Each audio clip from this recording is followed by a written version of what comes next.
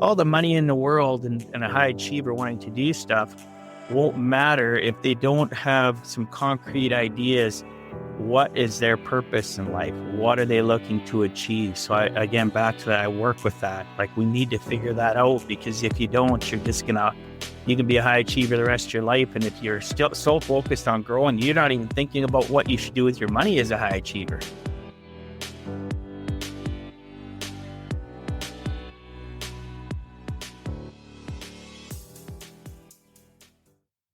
Let me invite you to sit back, drop your jaw, tongue, and shoulders. Take a deep breath and feel the beat within. In a few seconds, you just jumped from your head to your heart and felt the beat within, opening up to receive even more value and fulfillment out of your business and life. And today's episode. I'm your host, Nico van der Venne, confidant to successful CEOs, founders, and entrepreneurs who are striving to achieve everlasting fulfillment. Welcome to the Everlasting Fulfillment Podcast with our next guest, Dwight Heck. Give a Heck Financial was founded by Dwight Heck, who started his lifestyle financial planning business 21 years ago while living paycheck to paycheck as a single dad, 5 children. Like many of us, Dwight didn't understand the rules of the money game. Using strategies he learned to help himself with his mental roadblocks, he turned his life around and now teaches others to do the same, which is how to live life on purpose and not by accident. Dwight, welcome to the show. I am so happy to have you here. Tell us who you are, your other magic.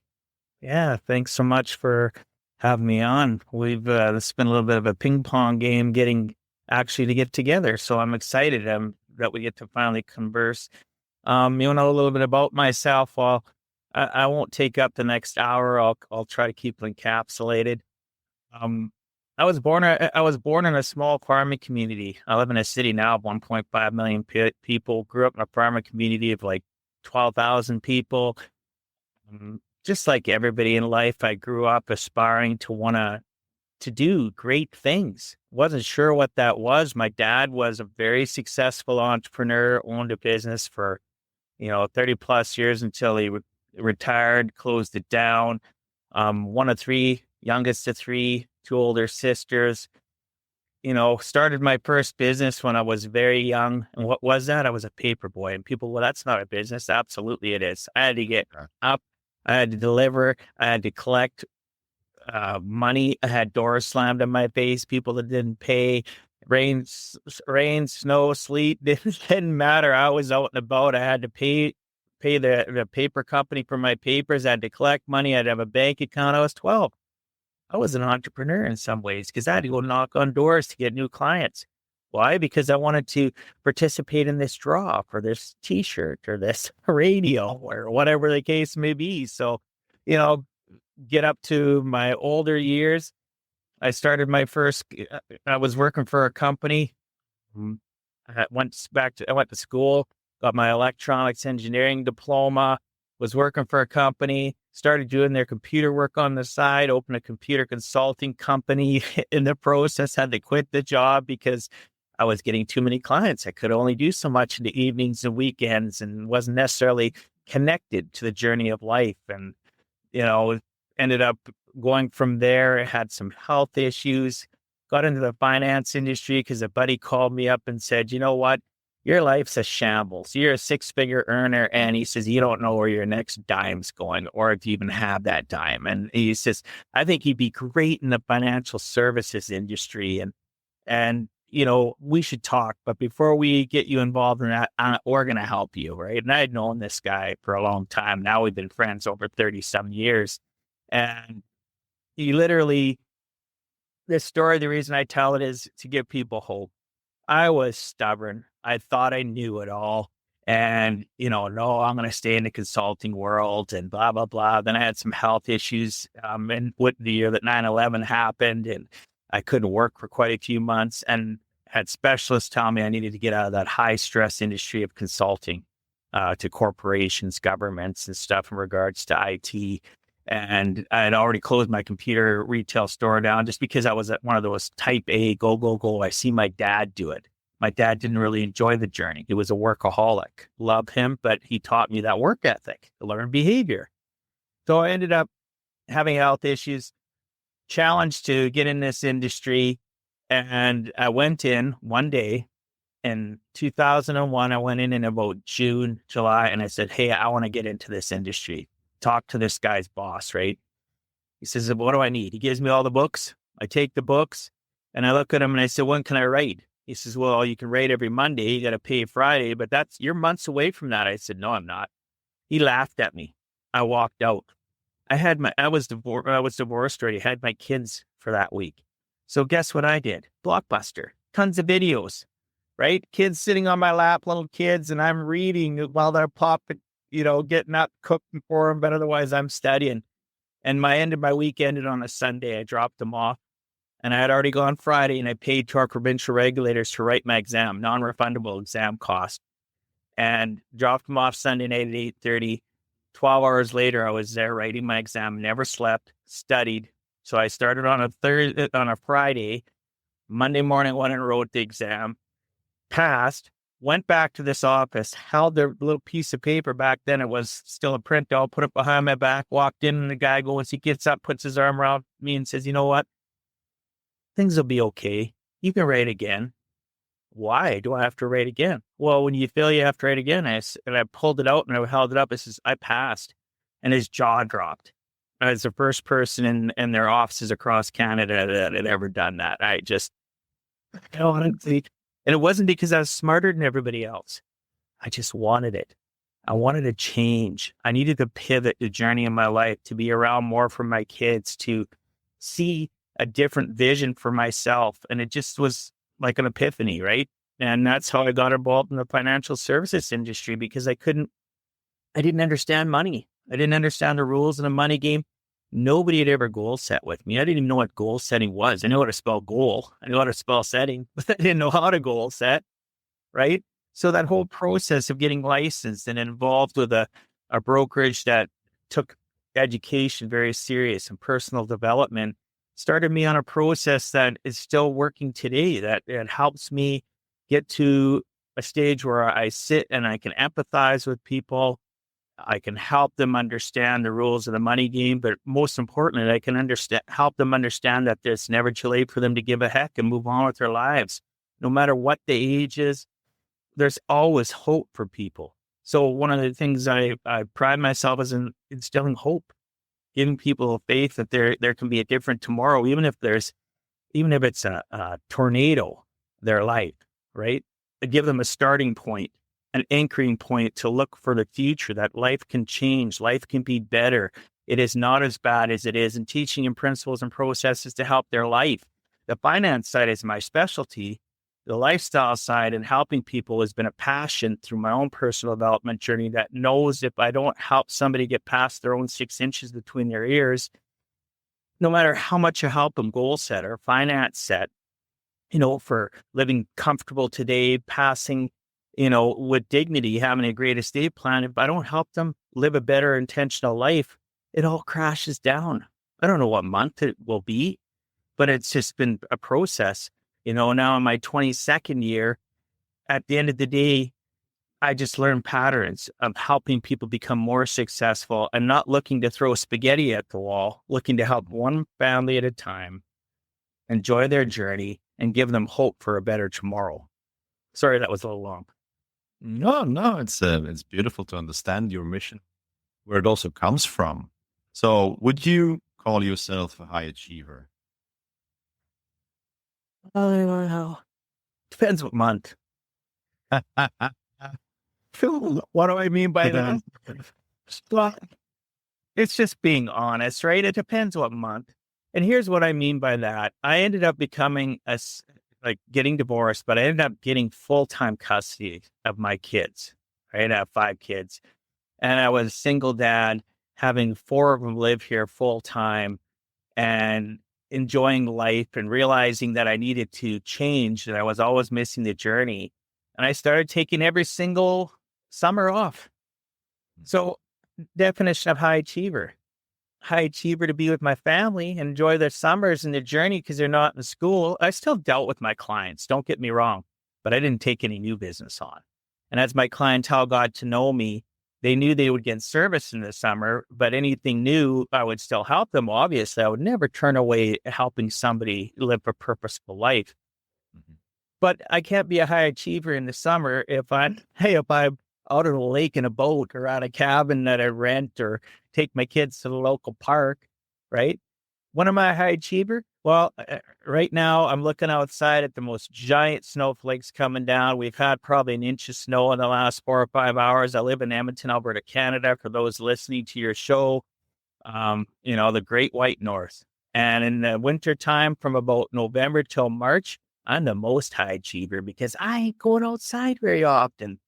So I spend more time inside. And so depends what month is the answer I'm going to give you. A little It's long it's drawn out answer. it's really beautiful to hear that, because it's the first time I actually hear somebody saying what I've been achieving myself. Really designing that whole year around the different aspects of your life, not only your business but also privately. What happens within your own household? What are the priorities? Now my kids they're doing their exams. Their Christmas exams right now. So I told my current customers, every day, part of the day, the afternoon, I will be working from home. Are you okay with that? I'm still reachable. Whatever you need me, I'll be there. And it's where I live in Belgium is it's not working from home as something. It's a new concept basically.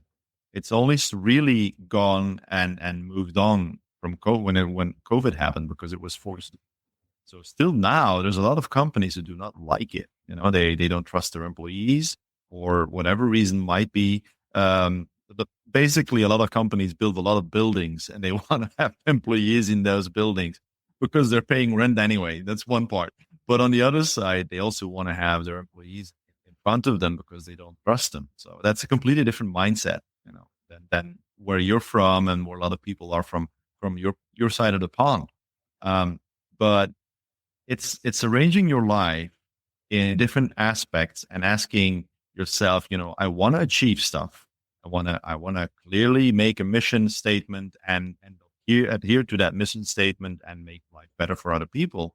But still, hold on, guys. I'm still available for my kids. I'm still available for those premium moments in life that you need to be.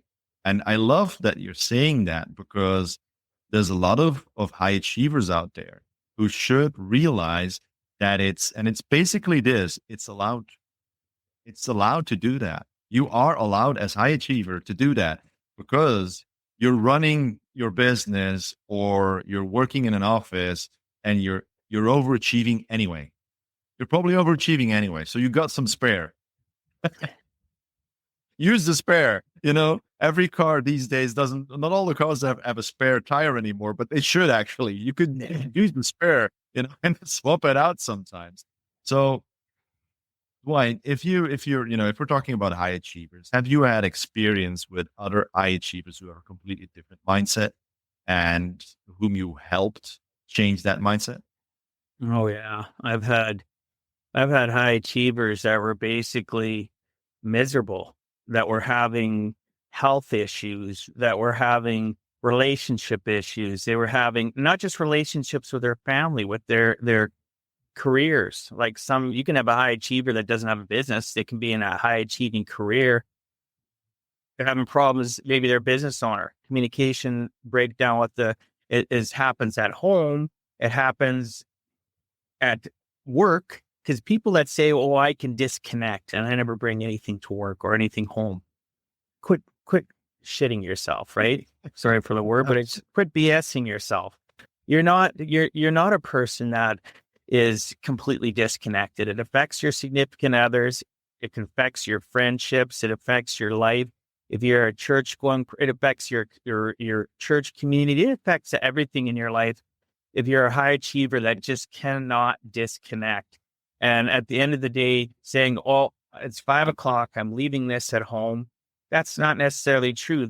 People are a facade. They present what they want you to see or interpret their lives to be. Now, if you're a student of human behavior and you can see you can understand body language, tonality, you can read between the lines. That is a real actual thing people can do. You can learn how to read between the lines. You can listen to the words and understand what is going on, and then ask the appropriate questions to drill down with those high achievers to slow their life down, to find out what's important to them. What's important to you? Why do you do what you do? Well, for my family. Okay, tell me in the last year, what's the most exciting things you've done with your family? And a lot of them are just like, oh, we went to a movie.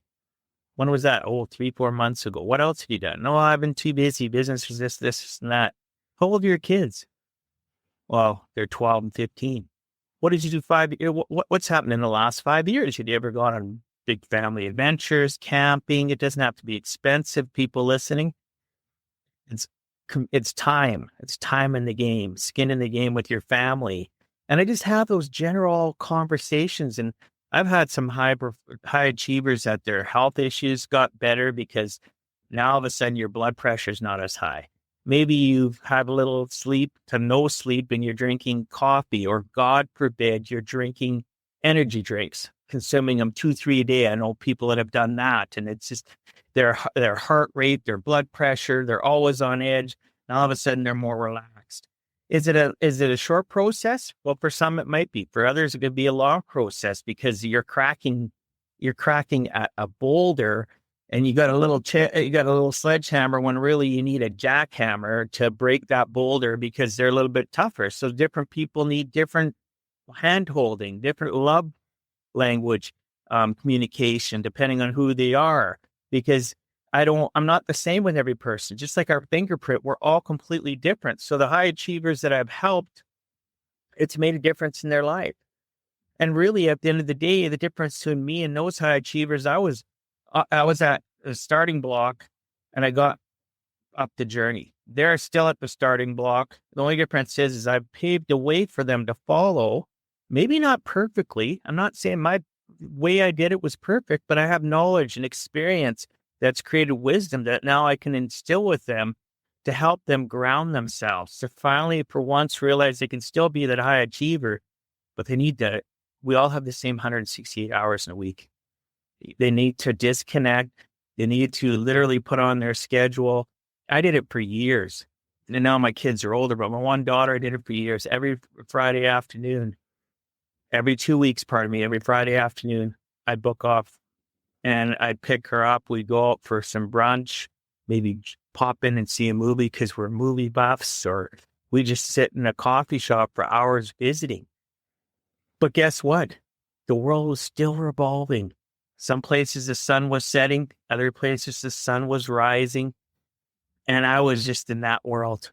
I was in that journey. And that's what I want to teach other people to do. That, at the end of the day, all the money in the world, money can give you some happiness. It can't create memories. Like people say, well, I can take my family all to Hawaii for 2 weeks. I can create a memory, but your mind isn't there.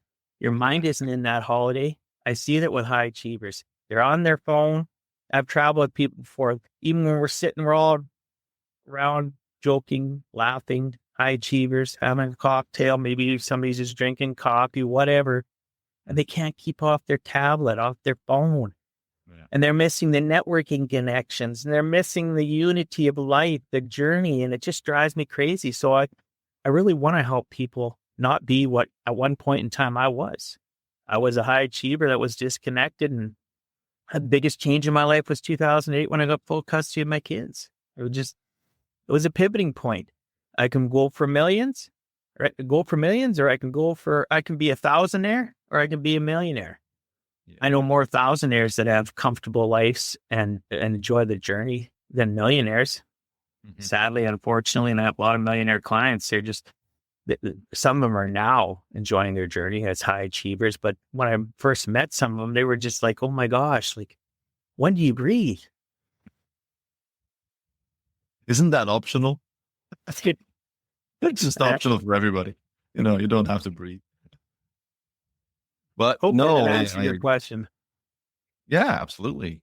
Um, so basically, what I also understand and also believe is that there are indeed always, you're in a certain position in your life, and other people are where you used to be. I have the same experience when I have new leaders joining teams and so on. So you actually know a lot of stuff that they're going to go through.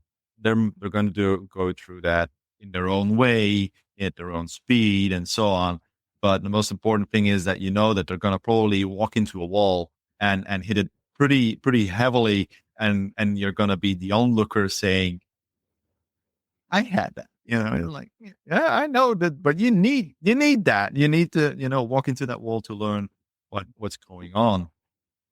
Now, if we look at what you do on a daily basis, what could be a couple of easy tricks or tips that you could give people that are listening today who might be, at the peak of their business, but they're saying, what do I do with my money? You earn a lot, you're busy all the time, and you're not spending. What should they be spending it on at that point? And when they relax, what should they be doing after that? Well, that's a great question because what should people be spending their money on is so personality driven, right? Especially in my industry, when you look at the fact of what kind of person invest in versus what can they have. Like, 'cause an investment, if you're investing in something, you're investing in land, you're investing in a business, you're investing in so many different things like crypto, whatever the case may be. It's all personality dependent on what a person's risk tolerance is. So a high achiever that has lots of money, he may have lots of money. He's made it the good old fashioned way of, brick and mortar, working hard. Maybe could be franchisee owner. It doesn't matter what they do. It's personality driven to the extent to what are they willing to take a risk on. So one high achiever might be like, oh, I've got all this extra money and I'm into real estate. I'm going to go into land banking. I'm going to go into REITs. They're going to invest their money different ways because they appreciate that. Maybe that's a passion of theirs, a personal passion that's become now something that they can get into for their future because they have some excess assets they want to invest. But then that same person might not, another person might be totally risk adverse that way. And they just want to go into, mutual funds because they're safe. Somebody's overlooking them. They're not a person that'll go into stocks and, because in the stock market, 2 to 3% of people in the world actually make money. Most people don't even realize that. Right. So maybe that person is a high achiever, is more risk adverse and he's not risk adverse. He's like, he'll take all the risks. So he wants to go into specialty sector stocks. The other person goes into mutual fund. One person says, no, I don't like either of them. I like the tangible dirt I can stand on. And I'm buying real estate. Right. I'm going to buy some rental properties. What's the answer to that? What's right or wrong? What makes your boat float? What is your personality saying to you? What have people told about you? If you're not sure, time for some personal development, right? Time to reflect, time to learn how to do that stuff. And I'll sit and have conversations with them. Again, conversations release so much out of us. They release things. They give information that we're not even, sometimes we'll be talking. I don't know if you've had an experience, you're saying something and you're actually hearing it and going, wow, I just said that. My wife is saying in another way where she says, I am always astonished at some point in the day what comes out of my mouth. And it's not always a positive. But you know what? Isn't that life? That's Yeah, life. absolutely. It's like we are not perfect. We're people that need to continually evolve. And if we put our foot in our mouth, we're either going to do one of two things. We're going to get a big glass of water to wash the sucker down because we don't, our bad pride, because there's good pride and bad pride. Our bad pride can't make us accept that we said something that we shouldn't have said and acknowledge and apologize if apologies are needed, right? And just accepting or learning information. there's another little side note. I'll get back to what money should be spent on personally in a second. But on the, a side note, people will go and do things. They'll, they'll, they'll be excited about it. And they do their excitement starts them, gets the ignition. It's like the initial, when you start the fire and you got the paper or whatever, and it starts, you got lots of flames. And all of a sudden it starts petering out because that person doesn't realize they got to continually feed themselves. They got to feed their brain, which is a giant computer, doesn't know the truth between a difference between a truth and a lie. You have to feed it. You have to nurture it. You have to grow so that you continue to move forward in life. All the money in the world and a high achiever wanting to do stuff won't matter if they don't have some concrete ideas. What is their purpose in life? What are they looking to achieve? So again, back to that, I work with that. Like, we need to figure that out, because if you don't, you can be a high achiever the rest of your life. And if you're still so focused on growing, you're not even thinking about what you should do with your money as a high achiever. It's shocking how sometimes people will have $1 million, $2 million, even a couple $100,000 sitting in a bank account doing nothing. Right?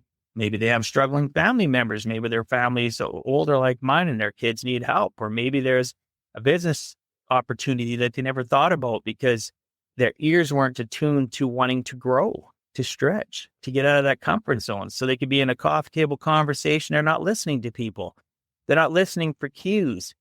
Oh, Sally, John, you just said something that's kind of interesting. How does that work? Strike up a conversation.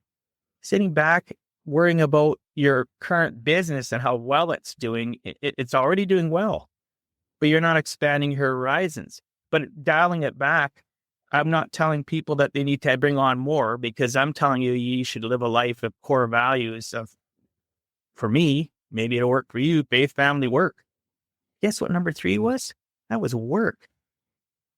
My faith, my family are more important. So as a high achiever, invest in things that are going to be creating your residual income. Maybe you can dial it back from your business. You don't have to worry so much about the income from that. Use that working income that you created, that capital, that asset, to create residual assets that are passive.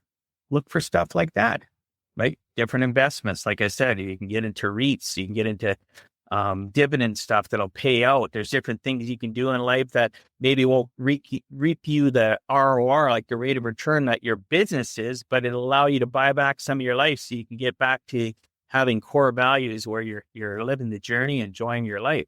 So on the last part of that question, sorry for the long answer, what do you spend money on personally? You're spending money personally, not trying to impress others. The Smiths or the Joneses next door. You're not looking to impress other people. You're looking to use your money on a personal thing to buy things that will create lasting memories. And it's not about spending a lot of money.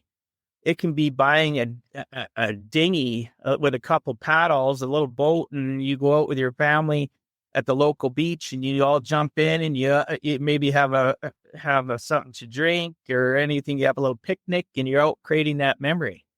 Maybe it's a big catamaran because you're extremely wealthy. Well, whatever, right? But you're buying using your money on a personal basis to always create memories with family and friends. It may sound corny, but at the end of the day, I'm not going to be on my deathbed going, geez, I'm a high achiever. I'm glad I missed these events. I'm glad I didn't go take summers off. I'm glad I didn't do this.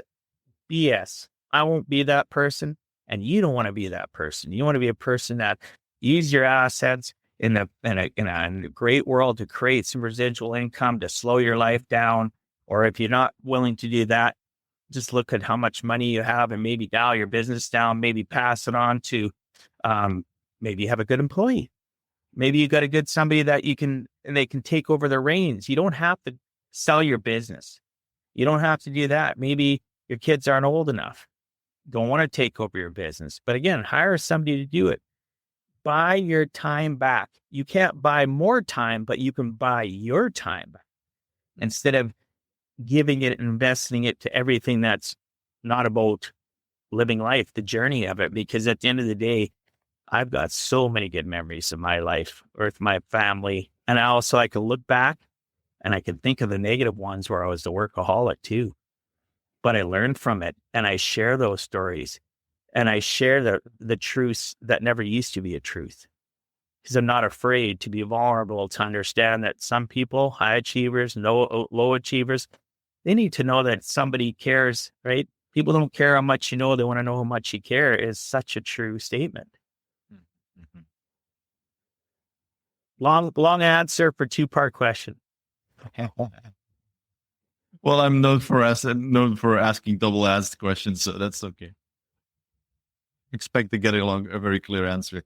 But you did mention something that's close to my heart, honestly, because when you mentioned, when the end of life is there, when you're on your deathbed and you look back at life, what do you see? And indeed, it's one of the triggers that actually changed my life, because I did the Stephen Covey 7 Habits training when I was in corporate. There's a lot of people who know that training. There's one exercise in there, you experience your own funeral, and they ask the question, so what would you hear from the people that are there, and this and that. And the image I had at the time was a pretty miserable one, I must say. But because I changed my life thanks to that experience, I have a completely different experience now. If I would, get run over tomorrow and spend those last moments with my family, I would explicitly say I have done what I wished that I would have done in any case. And I've got a beautiful backpack with a lot of different things in there. Absolutely. Like you said, the dark side and the light side and the gray side, everything's there. And that's the whole point, isn't it? You carry it with you learn from it. And if you can, you share it with the people who are around you. You've given some very good and nice little. Actually, they're very simple tips, but they are very clear. And I think for a lot of people, they might be pretty big eye openers. So, Dwight, where can people get in touch with you? Because I can imagine that there might be a couple of them out there saying, "Oh, this guy knows his stuff. He's been doing it for so many years, had this experience, and 5 kids and running the place. It's a challenge by itself." So, where can people find you, and how can they reach out to you? The best way to reach out to me, I'm not going to rattle off emails. It's just one little simple thing. Remember Heck. Go to giveaheck.com. Very simple. Just giveaheck.com is everything laid out there in there about my coaching, my financial practice, and how I can educate people. So you can live wherever. It doesn't matter where you are in the world. I have calls of people I can help you with. We'll have an introductory call. You can book it on that site, and we'll discuss how I can help you. Yes, if you're not in Canada where I live, you have to find the products and services from somebody else. But I'll take you through a process of discovering yourself, understanding what your goals are today, tomorrow, into retirement, into, even estate planning. What are you doing to build your legacy right now? Creating a legacy is done while you're living. It's not, well, people will look at something and go, well, look at the legacy that Dwight created. I want them to talk about my living legacy, what I've done for community, for family, for church, for state, right? Whatever the case may be, I want them to understand. And my website has that all. You can also find out about my own podcast, Give a Heck, which is not finance based. It's based on showcasing great people in the world and what they're doing and what they're accomplishing. At the end of the day, there's everything on there. Like I said, book a call, check me out, reach out to me. I'm easily accessible. I don't bite hard, right? I might be a little bit grumpy one day because I only had one cup of coffee. I don't know, but I'll try my best. Just go to giveaheck.com. Thank you very much, Dwight. Thank you for being on the show. Thank you for your tips and for all the wisdom that you've been spreading today. I appreciate you having me on. Thanks so much, brother. Likewise. And for the listeners, thanks again for listening to the new podcast episode. And remember to give us a 5-star review, because the algorithms kind of help us, reach a lot more people, inspire more people that way. And share this episode with one person that you think might need it, or might think of it, or might get inspired by it. Have a good one, everybody. Bye-bye. Thank you for listening to the Everlasting Podcast. Let me leave you with a few questions to answer in the comments. How do you see the different topics we discussed during this interview? What are your thoughts? What stood out for you? Let us know in the comments or just send us your feedback. We launch new episodes weekly. Don't miss any by ensuring you are subscribed to the show. Click the follow button now. We depend on the organic growth of the podcast to inspire more and more people. So by giving us a 5-star review and sharing this episode with at least one of your friends who might be interested in the subject, you will significantly help more people become inspired. But more than anything, I am grateful to you for taking the time to listen to the show. If you are also a successful CEO, founder, or entrepreneur who has inspiring words to say, feel free to contact us for an interview at contact@nicovandevenne.com. Thank you for listening. We will see you again soon with more inspirational conversations on achieving everlasting fulfillment.